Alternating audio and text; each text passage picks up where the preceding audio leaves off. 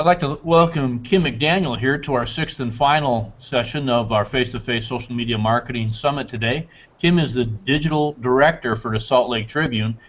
Right away, that's going to catch some people off guard when they hear digital and it's a printed newspaper, at least historically has been. I'm excited to hear some of the insight from Kim because, as she explained, she's been around the digital part since digital first became part of the lexicon in the communications industry. So less of me and more of Kim. I'm going to turn it over to you now. Very good. Thanks a lot for that. Yeah, as he said, I am the digital director at the Salt Lake Tribune. And right now, that kind of encompasses anything and everything that is not the print side of the paper. So while we do have the same content generators, the same newsroom, the same reporters and designers and artists and photographers the print edition have, we do treat the digital editions as a unique product as it is. I mean, we obviously have a different audience. It does overlap, but we do have a unique audience for each and every digital product that we have. So I sort of encompass an overview of the traditional website at sltrib.com. We've obviously got a mobile site, we've got apps, we've got all of our social media channels, and anything else that might come along as well. We're always keeping one eye open for what's coming up and what we might need to get in on. Everything, like e-readers. There's four or five different versions, I think, that we have to put out. Slightly tweak different feeds for all of those different e-readers and all of their requirements. So it's a constantly growing part of the operation is the digital portion. So, one advantage for us, as opposed to the traditional newspaper media, is that we can measure our audience. We can measure it immediately and very specifically, and we know exactly what things people are clicking on, how long they're staying on a page, what they're reading, what they're looking at, and possibly more importantly, what they're not. So we can spend in this time where we really have fewer and fewer resources all of the time. We know where to spend those valuable resources that we do have because we know what people want and what they're reading and what they want more of. So to give you a little bit of background on me, I actually started at the newspaper in 1994 as a newsroom assistant, or what they used to call a copy boy. They had evolved a little bit beyond that when I started, but a lot of our upper management actually started in that same job in various different eras of the paper, so it's interesting to see how that evolves. And I was sort of answering phones and running errands and things like that for about 9 months. I moved over to the features desk, and I worked there for a couple of years doing kind of the same thing, but I also branched out into some reporting and some writing. I do have a communications degree. I do have a journalism background. I worked in a radio station when I was in high school, and I worked on our newspaper in college, so I was sort of able to get my foot in the door with that assistant position and then kind of grow up from there. And at the time that I was doing all of that, the internet was sort of coming up and becoming more of an everyday thing rather than just, something in colleges and in military. So when we first looked at doing something beyond the scope of the printed paper, our editor at the time, Jay Shellady, did not actually really understand it himself, but had the foresight to recognize that this was something we needed to pay attention to. And so he tasked, at the time, our IT manager, John, and I'm going to forget his last name, I believe it was John Jordan, who was kind of the tech, he was the computer guy. So naturally he said, why don't you look into these bulletin board things, and why don't you see if that's something that we ought to do? And being one of two people in the newsroom who knew how to copy a floppy disk, that's how I got that's how I got into this job. So okay, now you just used two terms that most of our students here have no idea. Floppy disk, they can probably fake it. Right. Tell them what a bulletin board was at that time. It's not what the teacher has in front that he puts pictures. No, not quite, not quite. A bulletin board system at the time, a BBS is what we called them, because everything's got to have an acronym on the internet, right? That was basically the precursor to what we know as the World Wide Web today. And it was something where you had a modem which is something that plugged into your phone line and then plugged into your computer, and you dialed a number with it, and you connected to a wider network, sort of a smaller version of what the web would be. And there were, various different things going on there, mostly text-based discussion groups, Usenet groups that kind of sprang out of these college networks and things like that. But you could also do some kind of fun stuff with it. What we did was we distributed on a floppy disk. Think of it as an old-time flash drive. It didn't hold nearly as much information. People would call in and leave a voicemail with their name and their address, and we would copy a disk with the software on it that we had developed for this system and mail it to them. And then they could install this program on their computer, and it would dial a number that was basically our bulletin board system, or our BBS, and through the software interface it would pull essentially what today would be an RSS feed of our content. Now, it wasn't all of our content, not nearly all of our content, because data transmissions were very slow at this time. No way could we send an image of any kind. So there was no photography at all, and certainly no video or anything like that. But we had probably 4 or 5 stories from each of the main sections, plus whatever big news we had every day. Once a day, it happened sometime overnight when the production system did its thing. It spit out all of these things on the side for the BBS, and anybody who had this software could dial up and basically read some of the paper on a BBS. And at the time, I mean, that was just unheard of. So pretty revolutionary stuff. And that would have been about probably 1994-ish. So in late 95 was when we really launched what you would call our website as you know it today. That's really when the World Wide Web sort of became a household thing.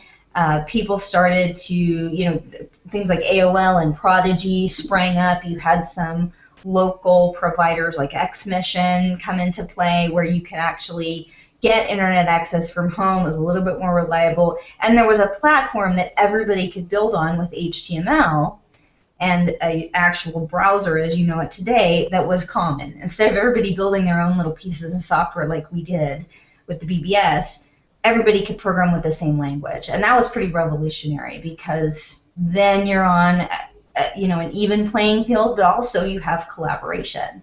And this is kind of what dovetails me into the social media discussion that we're going to talk about today, is that it's interesting how that's come full circle. Back then, it really was more of a group of behind-the-scenes people, others in newsrooms or companies that were like us, and we were all kind of trying to figure out what this was at the same time, how best to use it. I remember a time when we were trying to get something like a globe on one of our pages to spin the right way, and we couldn't figure out the code, so we literally called somebody at the Washington Post and said, "Hey, how did you do that on your page?" And they responded, and they gave us their code, which would never happen today, right? So it was a lot of collaboration and figuring things out as you go. And I think that's kind of the same spirit that we have in social media today, where we're going away from being a broadcaster and more toward being a partner with the reader and sharing information back and forth rather than just disseminating it, which I think is a good thing all around. So in the end of 95, we started our website at sltrib.com, same place it is today. We were, I'm proud to say, one of the first 10 newspapers to have a traditional website online, and we've carried that through ever since. Obviously, we haven't gone anywhere. So it's been a long, long journey. I've been through phases where the newsroom didn't know we existed, to the newsroom actively trying to fight their stories and content from being put online because they were afraid of being scooped by the competition, to today when we actually will hear desks and editors in the newsroom shouting back and forth about, hurry up, it's been 5 minutes since you hung up that phone, why don't I have a story yet? So it's really been a revolutionary change in not that long a time period. I mean, it's a couple of decades almost, but in the grand scope of things, you think about how long newspapers have been around and how long media has been around. for such a revolutionary change in the last, 15, 20 years is pretty remarkable. So, One of the, one of the terms we hear a lot is citizen journalist, and I think that could very easily be taken as a bit of an affront by those who are the trained professional journalists. How do you, and if so, how do you peacefully coexist and use those folks to help enhance the product that the Tribune puts out? well, it's interesting that you bring that up because that is kind of an intense debate, and especially here in our local market here in Utah, because we do have our competitor, the Deseret News, who actively uses what most people think of as citizen journalists off the top of their head, which is literally people who aren't trained in journalism covering things and writing stories. We are not completely comfortable with going that far and have not yet. We do use citizen journalism. I think it's a slightly different take than what most people might define it, in that we've gone and done things, like instead of just opening up to the general public and, hey, whoever wants to write about this, tell us why and we'll let you write about it. We've gone a little bit more cautiously into that realm, in that when we lost our budget for our freelance food writers, for example, we didn't have the staff to absorb doing like restaurant reviews and such on staff, but they're a very popular thing, and it's something that readers love and they use. So we went out to the community and we found local food bloggers who were already doing that and already had established themselves as credible and already had a following on social media and on their own blogs. And we invited them to basically contribute food reviews to us. As part of that, now we do have them sign an agreement that indicates that they will follow our ethics policy, things like not asking for freebies and all the little sort of minutia of the ethics code there. But for the most part, they're already doing that anyway, and that's why we chose the people that we chose. There are also other elements of that where citizens, readers may not directly write the content that you read, but they certainly contribute to it. We get a lot of news tips from social media, from our own comments even. A lot of times we'll have a story where we'll have people who know the people involved commenting, and we contact them and ask them for more information. That will create a follow-up story, or sometimes even a second or third story that we didn't even know existed before those people sort of poked their heads out of the woodwork. So it's, you talk about crowdsourcing, it kind of goes both ways. A lot of times they offer it up. We don't have to necessarily go seek it out and say, hey, did anybody see this? Or did anybody hear this? Does anyone have photos of that? We do that. But a lot of people want their voice to be heard. And I mean, if you think about it, social media really is just sort of the individual voice having the weight and being heard in the wider community. And really one of the earliest iterations of that is the letter to the editor in the print edition of a newspaper. So we're just sort of evolving that as we've evolved our website and our product over the years to what does that mean for us today, and how do we utilize these resources without watering down our brand and without risking our credibility with readers. So. And more evidence of how much has changed over that time. Can you imagine 15 years ago using a term like crowdsourcing? Right. You'd been fired. We exactly. are. Exactly. Right. So a couple of points I did sort of write down, if you'll forgive me reading a little bit here. I do want to get into a little bit of marketing because I know that's a little bit more what this is about.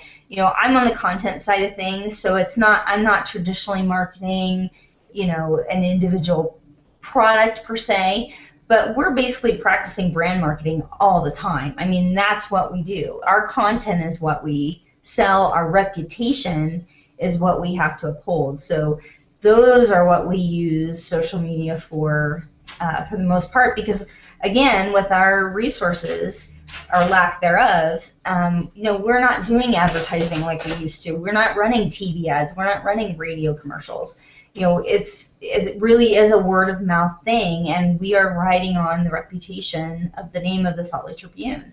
And so we've got to keep that up any way we can. So some of the advantages for social media are obviously it's free, cheap if not free. It provides direct engagement and interaction that we really can't get any other way. Even with the letter to the editor, it's still one way.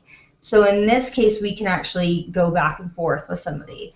And like I mentioned earlier, we have measurable results. We know exactly what's working, what's not working. We can adjust as we go, and we know pretty quickly whether that adjustment is working or not. So obviously there's some drawbacks to those as well. It's time consuming. You've got to have somebody do it. If you're going to do social media, you have to do it right.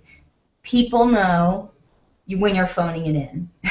People are savvy, unlike the early days of when we first started our website, and we had to explain to people how to connect their modem. We had to tell people why, if we had a photo on the page, it would take them 15 minutes to pull up our page, and that wasn't a good thing. Now the readers are smarter than us in a lot of cases about the technology that they're using. So they're very savvy. And if you aren't doing social media with a real person, if you're setting up a feed and you're just telling it to broadcast every 30 minutes or every 2 hours or what have you, and you never do anything else, you never respond to a message or anything, people catch on to that really quickly and they don't trust you. Why would I follow you on Twitter for what I can get from an RSS feed? Right. So it's time consuming if you do it right. You can also get lost in the shuffle rather quickly. Even a big sort of meme or something online, if you think about it, even some of the things from the debate last night, like the binder thing, if I see a binder joke now, well, that's 6-8 hours old now. It's not funny anymore. And think about that time frame. That's amazing. That in that short a time frame, that message is old. So it's easy for stuff and if something never catches on like that, it's come and gone, and you've got to start over. It didn't catch on. I would say the other drawback is that there is very little tangibility to it. A social media message, I guess it depends on the network. On Facebook, there's a little bit because you do have a lot of sharing if you're using photos and things like that. That's a bit more of a tangible element. Where, Twitter, that message is come and gone really quickly. So you have to carefully consider what you're putting out where, so that you give people something to hold on to. And I think that that goes for marketing campaigns and selling things, as well as just reputation and branding. Any other questions, or should I keep going? Oh, go ahead. Okay. Something I read in a blog the other day that really caught my eye was this sort of question of whether traditional media sort of inadvertently helped the adoption of social media channels by jumping on board. It's an interesting question. I don't know that that's necessarily a bad thing, but it's an interesting question. Where so many media outlets are looking to expand their audience and reach a new audience and a younger audience, obviously that exists on social media more than anywhere else. And so as a result, a lot of traditional media outlets have taken to Facebook, to Twitter, to Pinterest, to Instagram to try and reach those audiences. But at the same time, they are ipso facto endorsing those channels by joining them. It's interesting because from an ethical standpoint, that's always been kind of a gray area. Do you use the product that you're writing about, and do you disclose that? Well, clearly we're disclosing it because we want you to go there. And it's a tool for us too, because we're utilizing it the same way that everyone else is. But because Twitter became such a huge thing for journalists so quickly, did that help to sort of expand the adoption of Twitter among a wider, more general audience? Good question. I don't know the answer to that. Probably some, maybe not all the way. I'm not saying that, because the Salt Lake Tribune went on Twitter that, their success in Utah is owed to us or anything like that. But But it certainly does legitimize these outlets, and the more you see, a mention of a tweet or a Facebook post or a story about how this television station is now on Pinterest, the more curiosity the general public has about those platforms, and the more likely they are to actually join them, which of course then perpetuates the cycle of, they're following you, you're following them, and you have that engagement, which is what you want. But I just thought that was an interesting point, that are we sort of endorsing and thereby helping to solidify these platforms that we've selected? Because there are others, Reddit, not a lot of media on Reddit. There's certain other platforms that sort of haven't taken off for one reason or another. And does that mean we don't like them? Well, no, I don't think so. In our case, we're constantly looking at everything that's out there and sort of evaluating, does this make sense for us? Not just, are we going to reach a new audience here, but is this platform a good showcase for our content? Does it make sense for someone to look for our content on here, or are we just trying to be here so that we can say, hey, we're here? And with our resources, we do have to be very cautious about sort of overextending ourselves. We're on Google+. This is a good example. We're on Google+. We rarely use it. And for a long time, that was sort of a troublesome thing for our group. We sort of struggled with, okay, should we be dedicating more resources to that? Should we be diving in? And it boiled down to about half of the room was saying, well, no one's really on Google Plus yet, so let's wait. I don't buy that argument, because we were one of the first newspapers on the internet. We were very early to embrace Twitter. We were very early to embrace Facebook, extremely early to embrace Pinterest. So I think getting there first is actually a huge bonus, because you can sort of help frame how that network is used, and frame how you want to define your brand there.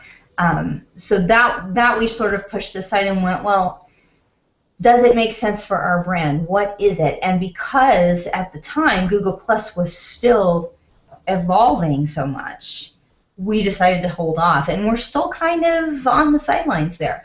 Pinterest, we jumped in really quick, because what can you do on Pinterest besides what it's for? I mean, there isn't a lot of expandability there. There isn't a lot of strategy involved. There's, what content you post, obviously, yes, but the way you use it is straightforward, and everyone uses it the same way. Something like Google Plus is so much wider a possibility that we need to know what we're doing and where we want to go with it before we really jump in. So that's why we kind of held off on that. But each network is completely different, obviously. I mean, we were on Facebook for, I want to say, 6 or 8 months before we really figured out how to use it. And you can't be afraid to sort of experiment a little bit. We're never going to do anything that makes our brand look bad or stupid or, inept or anything like that. But there is a lot of forgiveness on social media, I think, that isn't necessarily there in traditional media. If we mess something up in the paper, it's a big deal, and we take it seriously as well. And in social media, there's a little bit more of that sort of early adopter, like the early days of the internet, when we were able to call up the Washington Post and ask them how they did that code. It's kind of like that now on some of these social media platforms. Everybody was learning Facebook fan pages all at the same time, and everyone was doing a little bit differently, so everyone had a little bit more forgiveness for the different ways that people were using it. So it's been interesting to see that. Sometimes when you back to your whole Google Plus discussion, and it could be any particular platform, you go, gosh, do we really have to have a presence on all platforms? Even with this course I teach in social media marketing, I just wrote the curriculum a year ago, and Google Plus and Pinterest didn't even exist when we wrote the curriculum. So now we're trying to integrate it in, and now Instagram has gotten bigger. Is that an ongoing discussion? Always, every day.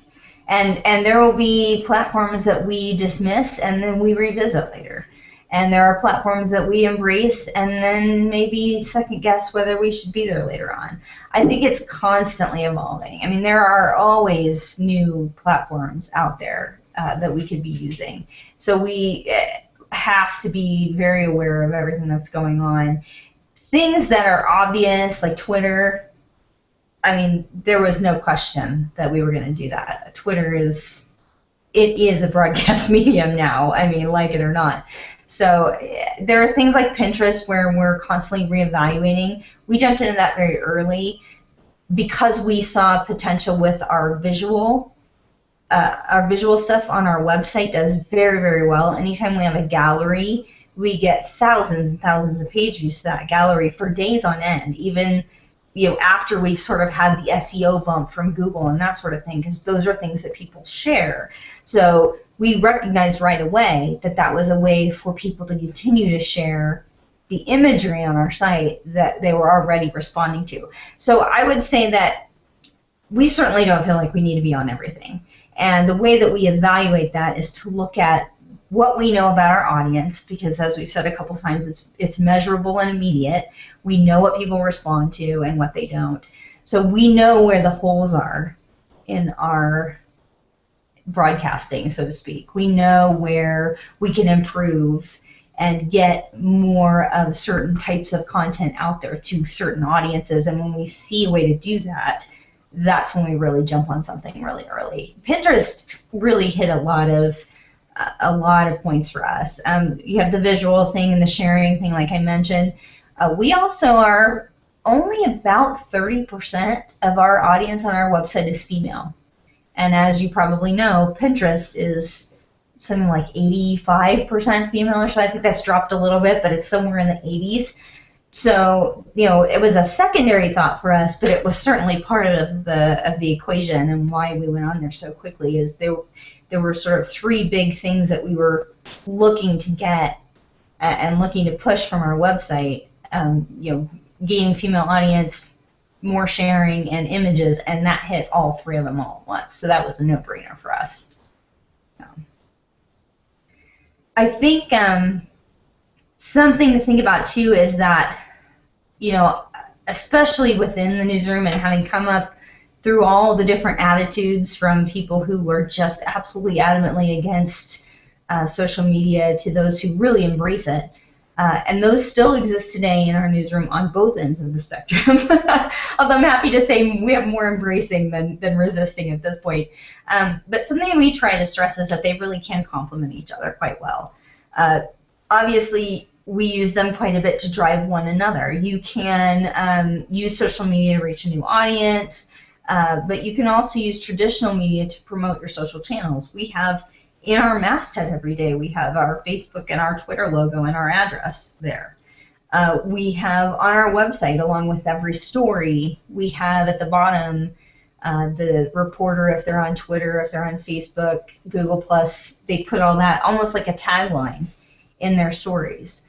So people also see that in the print edition of the paper. So you can really use sort of both sides to promote each other, kind of expanding your audience across both places. For a long time, we didn't do a lot of promotion in print for what we were doing online because the audiences don't cross over very much. But then we realized we were kind of missing an opportunity for at least the exposure to let people know that we were there. And that's really become our push in the last, say, 2 years, is people are multitasking more than ever. They're watching TV at night, they're on their phone, or they're on their tablet. They're out on the weekend running errands, they're on their cell phone all day long. Those sort of constantly connected devices are where we're trying to be. We want to be wherever our audience is, and in as many of those places as possible. So the more we can cross-pollinate that as well, the more we can reinforce that, hey, we are here in print, we are here online, but we're also on your phone, we're also on your tablet, we're also, on Twitter and lurking around every corner, so to speak. It sounds kind of stalkerish, but it does let you reinforce the message, the more you can cross-promote it, which I think goes along with the marketing quite well. We use social media a lot, almost like a focus group. We will throw out things like a beta version of our comment area, or hey, we're looking at this, we've got a mock-up of a redesign for our mobile site, come look at it and tell us what you think. There are obviously some things that are a little more proprietary that we don't always toss out there until maybe it's later on in the process, but it's a great way to get feedback about something you're thinking about doing. We've done things even as basic as, hey, we're thinking about writing a story about dangerous playground equipment in schools. Have you encountered anything? Something where maybe a reporter has a notion of a nugget of a story idea, but not, they're sort of wondering, is this a story, or is this more of a trend? Am I just making things up because I've seen enough anecdotally that I think this is something, and maybe they can't find exact stats or something like that? We'll sort of throw it out to the crowd and see, is this something here? Should we pursue this? And obviously they don't just take that feedback and write a story about it, but it does give them some idea if others are concerned about the same thing, thinking along the same lines, if there's something there to go and actually report out, gather statistics on, do interviews for, and that sort of thing.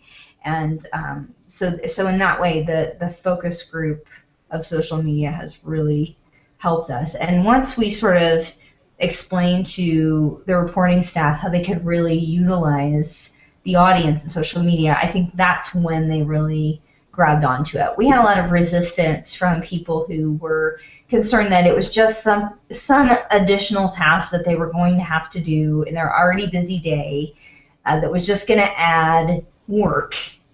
And it felt kind of self-promotional, which for kind of an older generation journalist is something you're never part of the story. You're taught the polar opposite, to be honest. You're taught not to promote yourself.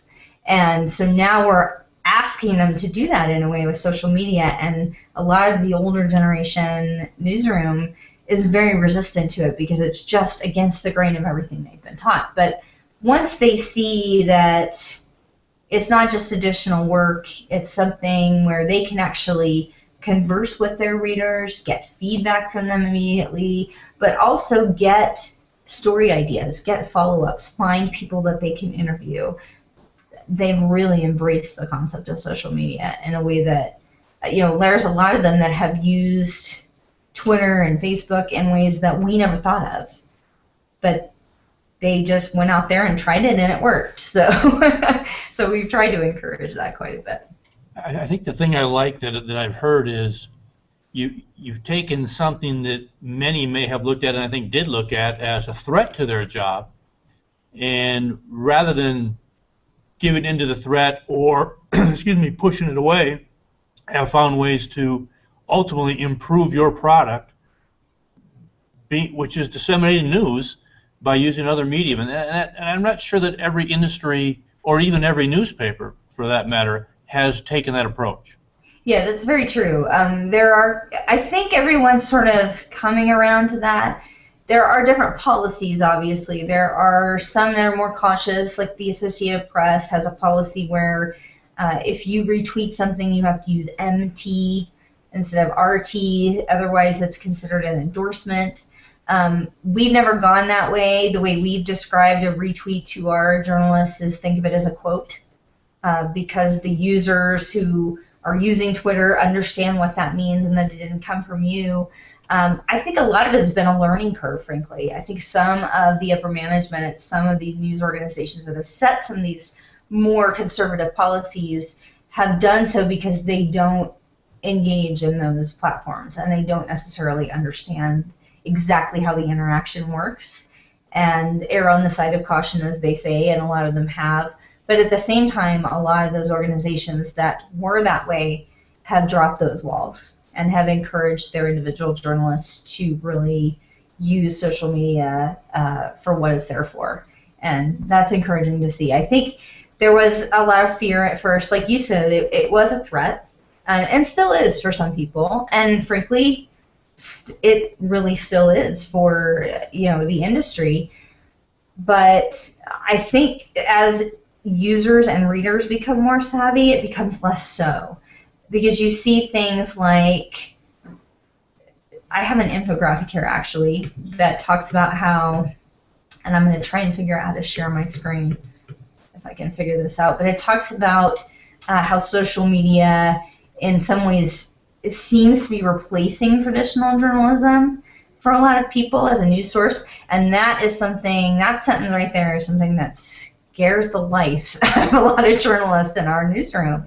They see it as a replacement and they don't want to be replaced. So I'm going to see if I can share this. Now, one of our earlier speakers said, and I'd love to hear you either agree or disagree with this, he said that Twitter and other sources are becoming the source of the first information about news, and then the newspaper and more traditional sources are becoming that for reaction to more in-depth information, opinion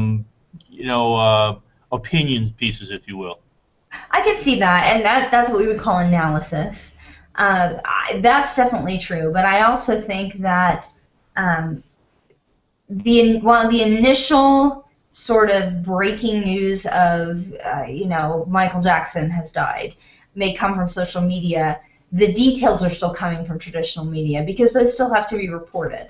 Right. It's not something that you can easily Google a couple of things and find out. That requires phone calls, that requires sources, that requires the traditional journalism skills that still exist in our newsroom. And I think the general public is sort of starting to realize that regurgitating the same 6 things that everybody already knows is not reporting a story.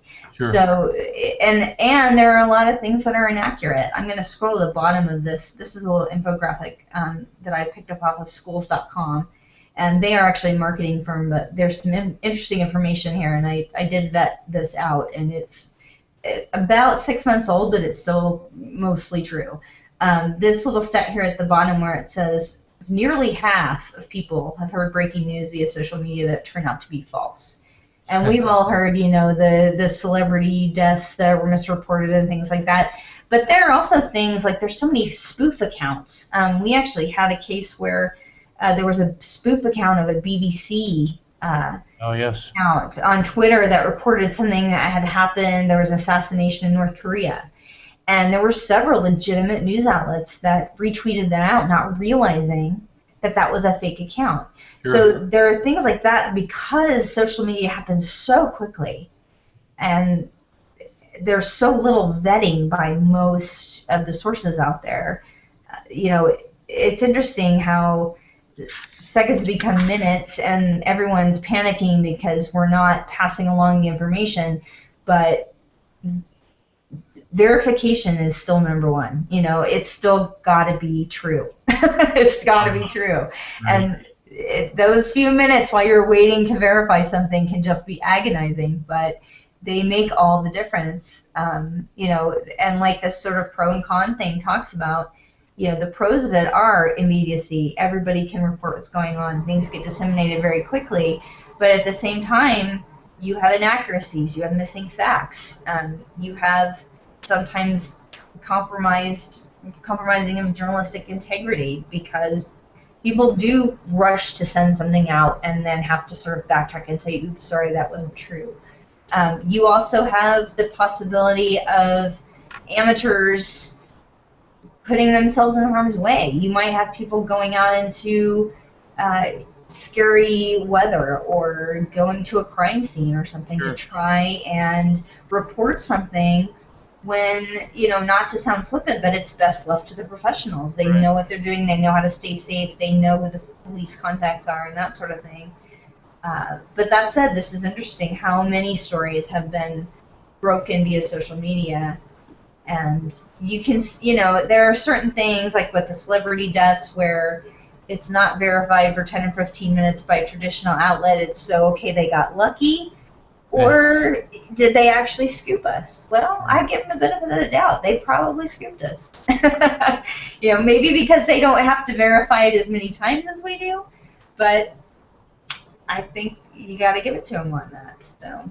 Well, you mentioned the amateurs. The time's kind of running away from us. I want to close, if I can, with one question that's not of the marketing genre, because I think this is going to be shared with a lot of high school journalist classes. Mhm. What would your advice be to the high school journalism student who's getting ready to pursue that career, knowing now with a mix of the social media and the traditional journalism? What would you tell them? I would say don't be afraid to try. If you see something out there, if you want to do something with Instagram that nobody's ever done before, go for it. Try it. Failing is the best way to learn what works and what doesn't. Don't hide from your audience. Embrace reaction and interaction with readers, because even if you're wrong, you're going to learn something from that. And they're going to trust you more as a journalist if you admit that you did something wrong and correct your mistake than if you try and cover it up and run. Really, I think fear is a horrible motivator, but very common, and especially in the environment of a newsroom today. People are a little bit gun shy. There have been layoffs in a lot of places. There have been big changes in a lot of places. A lot of journalists have been forced to try things they never wanted to try, or work jobs that we've got people laying out pages and also writing stories and things like that. But the only way that you're going to get better, and the only way you're going to learn the tools that you really need to succeed as a journalist, no matter what job you're doing this hour or next hour, is to try them out and to put yourself out there and let the audience know, let the reader know who you are. You don't have to be, you don't have to put your birthday and your dog's name and all that stuff. I'm not talking about personal stuff, but openness equals integrity in a lot of cases. And at the very least, if you're honest and you're trying to sort of do what you do in the public eye, I think there's a lot of respect for that right now. So I'd say just be open to trying new things, and don't be afraid to let yourself out there, put yourself out there. You might have answered that for journalists, but I think the try stuff applies to all of us. So, I agree.